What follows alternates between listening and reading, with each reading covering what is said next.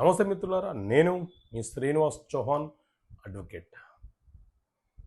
Quash petition versus discharge petition అంటే ఏంటి, వాటి మధ్య తేడాలేంటి? క్వాష్ పిటిషన్ అంటే మనం ఏ నేరంలో పాల్గొనకపోయినా పోలీసులు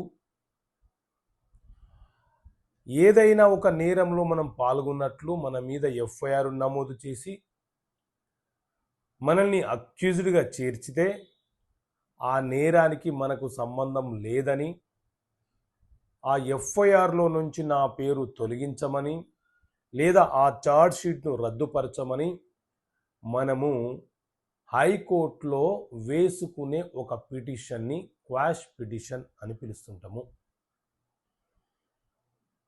ఈ క్వాష్ పిటిషన్ అనేది హైకోర్టులో మాత్రమే ఫైల్ చేయాలి. A1, A2, A3, A4 ఇలా ఎంతమంది ఉన్నా క్వాష్ పిటిషన్ అందరూ కలిసి వేసుకోవచ్చు, ఎవరికి వారుగా వేసుకోవచ్చు. కానీ హైకోర్టులో మాత్రమే ఫైల్ చేయాలి. క్వాష్ వేసినంత మాత్రాన పేరు తొలగించబడుతుందా అంటే మన దగ్గర ఉన్న బలమైన కారణాలను మనం చూపించగలిగితేనే న్యాయస్థానము మన పేరుని ఎఫ్ఐఆర్లో ఛార్జ్ షీట్లో నుంచి తీసివేయడానికి అవకాశం ఉంటుంది. ఇది క్వాష్.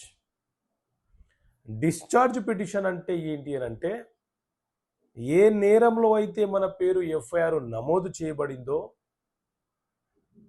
ఆ నేరము ఏ న్యాయస్థానంలో, ఏ మెజిస్ట్రేట్ కోర్టులో లేకపోతే ఏ సెషన్ కోర్టులో విచారణ జరుగుతుందో అక్కడ మనము ట్రయల్ కంటే ముందు ఒక డిశ్చార్జ్ పిటిషన్ వేసుకొని ఆ నేరానికి నాకు సంబంధం లేదు, నన్ను కావాలని ఉద్దేశపూర్వకంగా ఈ కేసులో ఇరికించారు, ఆ సమయంలో ఆ సందర్భంలో నేను ఎక్కడ ఉన్నానో దానికి గల ఆధారాలు ఇవి అని న్యాయస్థానానికి మనము చూపించగలిగితే, న్యాయస్థానము సాటిస్ఫై అవుతే మనము ఆ క్రిమినల్ కేసులో నుంచి బయటపడడానికి అవకాశం ఉంటుంది. ఇది డిశ్చార్జ్ పిటిషన్. ఏ కోర్టులో అయితే కేసు విచారణ జరుగుతుందో అక్కడ మాత్రమే డిశ్చార్జ్ పిటిషన్ ఫైల్ చేయాలి. ఓకే మిత్రులారా, థ్యాంక్ యూ. జై హింద్.